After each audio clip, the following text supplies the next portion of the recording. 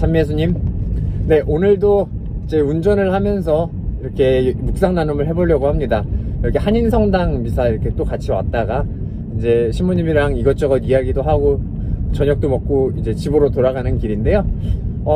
이제 사순 일주일 지나고, 여기는 이제 주일이고요. 이제 사순 1주간 월요일입니다. 그래서 다들 여러분들 어떻게 이제 사순식이 이제 준비를 잘 하고 이제 시작하셨는지 궁금하네요. 오늘 그래서 복음을 보면 이제 우리가 너무나 잘 알고 있는 이야기죠. 최후의 심판에 관련된 이야기입니다. 그래서 우리가 사순식이면 특별히 또 우리의 어떤 죄와 하느님의 자비 또 묵상을 하지만 또 함께 이렇게 성경 안에서 보게 되는 것은 심판에 대한 이야기도 종종 나옵니다. 그런데 이 심판에 대한 이야기의 어떤 목적을 생각을 해보면 그것이 진짜 우리를 심판하기 위한 것이 아니라 우리를 회개로 이끌기 위한, 우리에게 회개를 촉구하기 위한 그런 기능을 가진다는 것을 늘 잊지 않으셨으면 좋겠어요. 그런 마음으로 이제 오늘 이제 복음을 살펴보면 그 최후의 심판 때 이제 사람들을 양과 염소를 나누듯이 왼쪽과 오른쪽으로 나누어서 이렇게 각각에 대한 판결을 내려줍니다.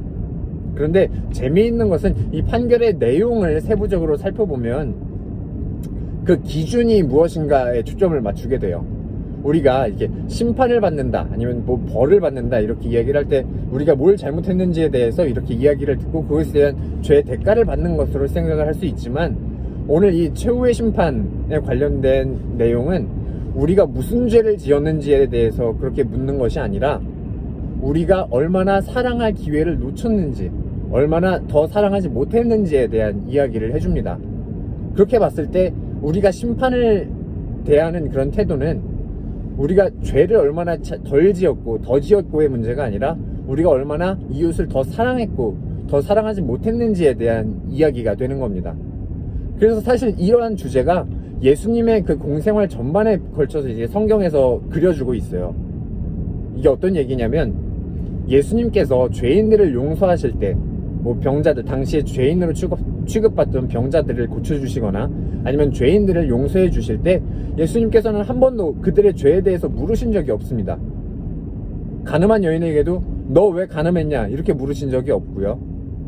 어떤 다른 죄를 지은 사람들에게도 너 이런 죄를 왜 지었냐, 아니면 뭐 세리 마테오를 부르실 때도 너 왜 횡령했냐, 자케오를 부르실 때도 너 몇 곱절로 다시 갚아라, 뭐 너의 죄를 내가 알렸다 이런 식으로 얘기하신 적이 한 번도 없습니다. 단순히 그들의 죄를 회개하고 그 예수님의 뜻을 따르려고 마음만 먹었다면 예수님께서는 그냥 그 자리에서 그냥 용서를 해주십니다. 그게 다예요. 예수님께서 사람들의 잘잘못을 따지거나 지적을 하신 경우에는 오히려 사람들에 대한 사랑이 부족한 경우에 그렇게 죄에 대해서, 그들의 잘못에 대해서 잘잘못을 지적을 하십니다. 바리사이들이나 율법학자들이 사람들에 대해서 사랑하는 마음을 가지지 못하고 그들에 대해서 심판하는 마음만을 보여주었을 때, 또 때로는 제자들이 그 예수님을 따라온 군중에 대해서 사랑하지 못하는 마음을 보여주었을 때 오히려 예수님께서는 그런 부분에 대해서 지적을 하시죠. 바로 이러한 것이 우리의 신앙의 자세가 되어야 하는 것이 아닐까 싶습니다. 특별히 이 사순시기를 이제 보내면서 우리가 죄를 이제 덜 지어야겠다거나 아니면 나는 이번 사순시기엔 이러한 것을 끊을 거야, 뭐 이런 여러 가지 결심을 하기도 하지만, 우리가 이 사순시기를 보내는 데 있어서 조금 더 넓게 보면 우리가 신앙생활을 하는 데 있어서 죄를 덜 짓는 것으로 충분하지 않다는 것을 우리가 알 수 있습니다. 물론 죄를 안 짓는 것, 죄를 덜 지려고 노력하는 것이 정말 중요하지만 그보다 더 중요하게 잊어서는 안 되는 것은 우리 신앙생활에서 우리는 사랑을 실천해야 한다는 겁니다. 그래서 이 가톨릭 교회를 우리는 사랑의 종교라고 이야기하는 게 아닐까 싶어요. 우리가 그냥 단순히 죄를 피하는 종교, 하느님의 벌을 피하는 종교가 아니라 하느님을 더 사랑하고 이웃을 더 사랑하고 하느님께 받은 그 사랑을 이웃에게 전해줄 수 있는 바로 그 사랑의 통로가 되는 종교, 바로 그 사랑의 도구가 되는 종교, 그것이 바로 우리가 믿고 있는 이 가톨릭이 아닐까 싶습니다.